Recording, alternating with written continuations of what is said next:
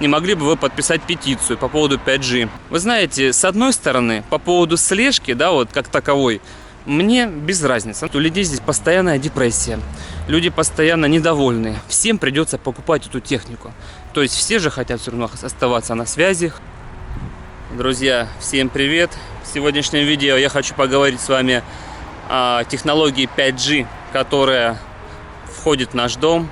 Возможно, в этом году или в следующем году это будет уже повсеместно в каждом районе, в каждом городе и в каждой стране. До недавнего времени я даже не задумывался об этом и частенько слышал в новостях или в Ютубе, что скоро будет внедрена вот эта технология, и, если честно, искренне радовался от души. Потому что, как говорят нам специалисты, СМИ, эта технология очень хорошая, очень удобная. То, что в каждом доме, в каждой деревне и даже в океане, в открытом море будет интернет. Но буквально 2 дня назад я наткнулся на такую информацию, что 5G оказывается не так-то и полезно для организма, для здоровья и вообще для человечества в целом. Потому что буквально на прошлой неделе я прогуливался по городу или на работу шел, я не помню, и заметил, что на каждом подъезде, на каждом доме, на каждом здании какая-то вывеска. Не вывеска, а маленькое объявление.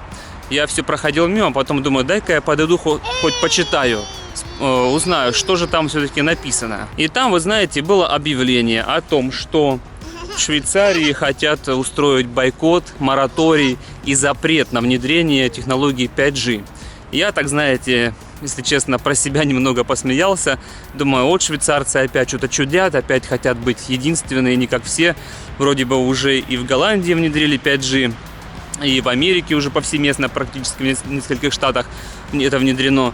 И думаю, опять швейцарцы, наверное, как всегда, хотят быть впереди планеты всей и со всеми вечно спорить. А буквально на следующий день к нам пришла одна клиентка, женщина-активистка, в булочную, и сказала то, что не могли бы вы подписать петицию по поводу 5G. Начала рассказывать о его вредных свойствах. Конечно, я по-французски ее не настолько сильно понял, как хотелось бы. Но залез в интернет, начал копать разные материалы, изучать. И понял, что 5G это, конечно, очень и очень нехорошо для организма. То есть представьте себе, мобильные телефоны, микроволновки, которые нас окружают, телевидение, вообще даже радиоволны, это очень негативно сказывается на нашем здоровье. А представляете, если сравнить размер частоты и размер мощности радиоволны или сотовой связи, которая исходит от вышек, то технология 5G будет в десятки, а то и в сотни раз превосходить по мощности эти радиоволны, силы сигнала. И в некоторых видео американских я увидел, что некоторые ученые просто бьют тревогу. И мы же все всегда утверждаем, что Америка это враг, Америка нас там хочет уничтожить, поработить и все остальное. Но на самом деле в Америке-то уже внедрен этот 5G в некоторых штатах, и люди уже испытали на себе негативное воздействие. То есть люди у них начинаются головные боли, у них начинаются какие-то проблемы вообще со здоровьем и с организмом. И швейцарцы, так как они очень щепетильные и умные люди, здесь очень много ученых живет, очень много докторов, они, конечно, будут, наверное, против этого, то есть уже, видите, подписываются петиции, потому что, обратите внимание, если будет технология 5G, то через каждые 100 метров, буквально здесь на дереве, здесь на столбе, здесь на доме, например, на этом дереве, то есть повсюду будут вот эти вышки. Сейчас вы на фотографии можете увидеть, как, в интернете много таких фотографий, на пальмах в Америке уже тоже куча таких установлено вышек сотовой связи. И, соответственно, понимаете, они будут бить точечно в каждого человека. Мало того, что на каждой вышке, на которой расположены эти соты, на каждой вышке будет расположен... На каждой вышке будет расположена, во-первых, камера, то есть о каждом человеке будет вестись слежка. Вы знаете, с одной стороны, по поводу слежки, как таковой, мне без разницы. Подумаешь, там следят за нами, Как я считаю, что если будет слежка за людьми, это, наоборот, может быть даже в чем-то и хорошо. Потому что можно сразу поймать какого-нибудь террориста, можно сразу там вычислить какую-нибудь банду нехороших людей, которые планируют теракт. Вот. Поэтому это, в принципе, может быть для безопасности населения хорошо, но то, что за нами все следят, это плохо, потому что сейчас у каждого человека, я посмотрел статистику, 80% населения Европы используют iPhone. Как вы знаете, в айфонах уже в последних версиях, 10-м айфоне, есть распознавание личности Face ID. То есть, по сути, каждый из вас, кто сейчас использует iPhone, я в том числе, вот, мы, значит, дали свое согласие, что наши данные обрабатываются, что мы вот это снимали свою голову с разных сторон, да, чтобы показать в 3D объеме голову. И, соответственно, конечно же, все вот эти вот передавающие устройства, вышки, которые будут за нами следить через год, через полтора, уже наши головы, наши лица уже будут в этой базе.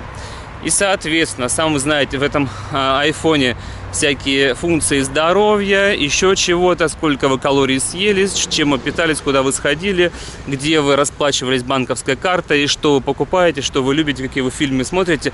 В принципе, об этом, о каждом человеке все будет сразу известно. И, соответственно, в этой системе самое страшное даже не то, что за вами будут следить с вышек. В принципе, за каждым человеком и так уже все следят, и так уже все про всех все знают. Правительство о каждом может собрать спокойно досье. Но самое страшное то, что, как мне кажется, в один момент может произойти такое, что просто возьмут человека и отключат. Еще я слышал интересную информацию, читал и смотрел видео о том, что сейчас разрабатывается так называемый вот этот вот мировой мозг, да, мировой компьютер. То есть, по сути, вот эти вот облучения, которые будут сейчас пронизывать всю Землю, каждый город, они, получается, смогут настраивать, то есть операторы вот этих соцсетей, вернее сетей, смогут настраивать частоту под любого человека. Даже вот в Швейцарии, знаете, есть такая тенденция, не знаю, конечно, как в России или в других городах, люди постоянно устают. Люди постоянно уставшие, постоянно болезненные, постоянно замученные. То есть, вроде бы, да, все думают, что Швейцария сытая, хорошая, там, добротная страна. Но здесь также люди работают, также ходят на работу. Но по себе могу сказать, что когда я жил в России, я не уставал так сильно, как я устаю здесь. И пообщавшись со многими клиентами, с людьми, вообще просто с заходящими людьми, я понимаю, что устают все здесь. То есть, может быть, в Швейцарии уже какая-то есть технология внедряется, да, которая именно так и делает. То есть у людей здесь постоянная депрессия.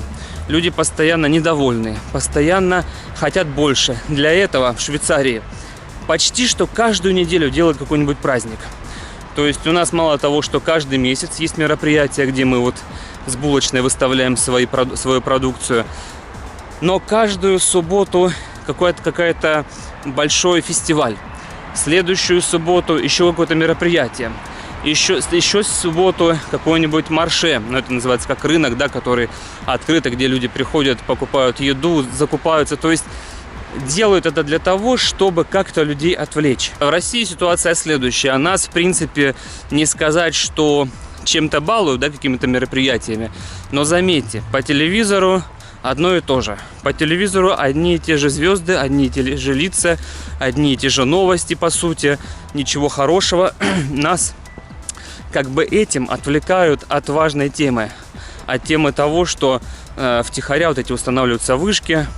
Много уже случаев было даже в России, где на некоторых станциях метро были установлены подобного рода вот эти вот вышки для тестового использования. И люди уже бьют тревогу, люди уже переживают и жалуются на плохое самочувствие. И как я считаю, конечно, вот это вот переоформление и переоформление городов, во-первых, делается для того, чтобы в скором времени внедрялись беспилотные автомобили, беспилотный транспорт, беспилотные умные дома, так называемые, да, то есть вы когда только едете к своему дому на машине, значит, компьютер из машины уже передает устройству в доме, что нужно включить свет, нужно включить там стиральную машину, или наоборот ее отключить, включить печку, чтобы вы начали себе готовить. Вот. В принципе, в технологическом плане, может быть, это и неплохо. Но, опять же, получается, что из нас делают не людей, то есть у нас уже не будет какого-то своего права выбора. Мы начнем реально деградировать, потому что ездить на машинах, в принципе, многие люди, да, вот даже я очень люблю коробку механику. И когда ты начинаешь ездить на автомате, ты чувствуешь, что ты реально деградируешь, потому что ты просто нажимаешь на газ, тормоз, и ты уже машину так не чувствуешь. Я не знаю, ребят, как люди ездят на Тесле, потому что на Тесле там же вообще, по сути, можно не рулить. Я не знаю, зачем там руль, в принципе, сделал, потому что она сама и паркуется, сама и рулит, сама и все делает. Но это же скучно. Поэтому в скором времени, я думаю, еще пройдет 5, 10, 15 лет, из людей просто начнут делать такое мясо, которое, в принципе, будет очень податливое, будет, знаете, как тесто такое, оно будет очень мягкое. Все мы будем такие амебные существа, которыми будут управлять вот этими радиоволнами, программировать нас на всякие эти нехорошие дела или хорошие, или наоборот там заставлять нас будут воевать или еще что-то. Но все равно пока непонятно, кому это выгодно. В данном случае я вижу выгоду у производителей именно техники. Потому что, представляете, сейчас появится технология 5G. У нас у всех с вами старые, уже устаревшие телефоны, да, которые поддерживают функцию 4G. Значит, мы этими телефонами пользоваться не сможем. Получается, что на планете живет, например, 7 миллиардов человек. Ну, конечно, по разным данным можно посмотреть, и оказывается, и не 7 миллиардов человек живет, вот, а гораздо меньше. Но все равно всем придется покупать эту технику. То есть все же хотят все равно оставаться на связи, хотят жить в обществе. Банально даже включать свет у себя в квартире, потому что свет даже будет включаться с нажатия кнопки мобильного телефона, а также вся техника будет работать от вашего так называемого андроида. Поэтому вам придется всем раскошелиться на новенькие телефоны. Никто не знает, сколько это будет стоить. Сейчас 10-й iPhone стоит 100 тысяч, да, 90 там или сколько. А может быть, с технологией 5G вообще будет уже несколько сот тысяч, но всем придется это купить, раскошелиться. И представляете, какая выгодна для производителей этой техники. И я опять же не против этого. Я не против, чтобы люди зарабатывали. Я не против, чтобы производители техники зарабатывали миллионы, миллиарды, там еще что-то. Им все не хватает. Пускай все это там идет в бюджеты других стран. Кто это производит, они молодцы. Но, понимаете, система в том, что нам не оставляют выбора. Вот что самое страшное. Если раньше мы могли себе позволить пользоваться либо Motorola, либо Samsung, сейчас нам нужно пользоваться только айфоном, чтобы оставаться на связи, чтобы, ну я имею в виду не айфоном, а смартфоном, да, вот умным телефоном, чтобы иметь навигацию, чтобы иметь все. Это удобство, но это, с другой стороны, конечно, совершенно убивает личность. Так что, друзья, я буду вас держать в курсе событий, как происходит здесь в Швейцарии дела. Пока, в принципе, когда я прогуливаюсь, смотрю, вроде бы вышки еще не начали устанавливать. Вот, но может быть, если в скором времени что-то будет устанавливаться, я вам сразу буду сообщать. Вот. Конечно, я не буду никого призывать писать какие-то петиции или чего-то еще. Скорее всего, это вряд ли поможет. Потому что надо либо писать петиции, объединяться и бороться всем сразу. Вот. Но если, опять же, единицы там сейчас расклеют на двери подъездов и домов своих эти бумажки, может быть, это и не поможет.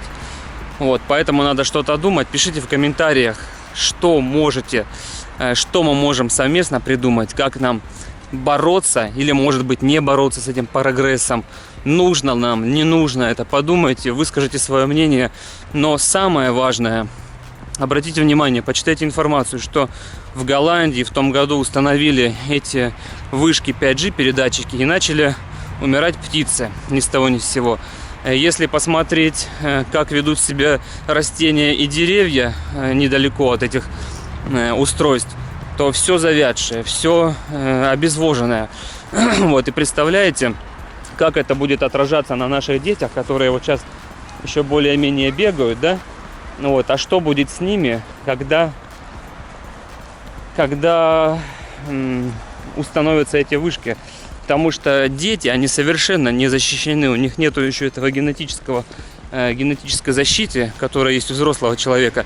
И они просто будут чахнуть, будут болеть аутизмом, развиваться и разными другими болезнями. Так что, пожалуйста, давайте задумаемся, что нам с этим делать. Так что, друзья, подписывайтесь на канал, ставьте лайки, колокольчики. Давайте вместе что-то придумывать. Так, что ты там смотришь? Вот, всем хорошего дня, здоровья, держитесь. Вот, все равно будем стараться каким-то образом держаться, оставаться индивидуумами, оставаться личностями, да, Эвеля? И всем удачи, всем пока-пока.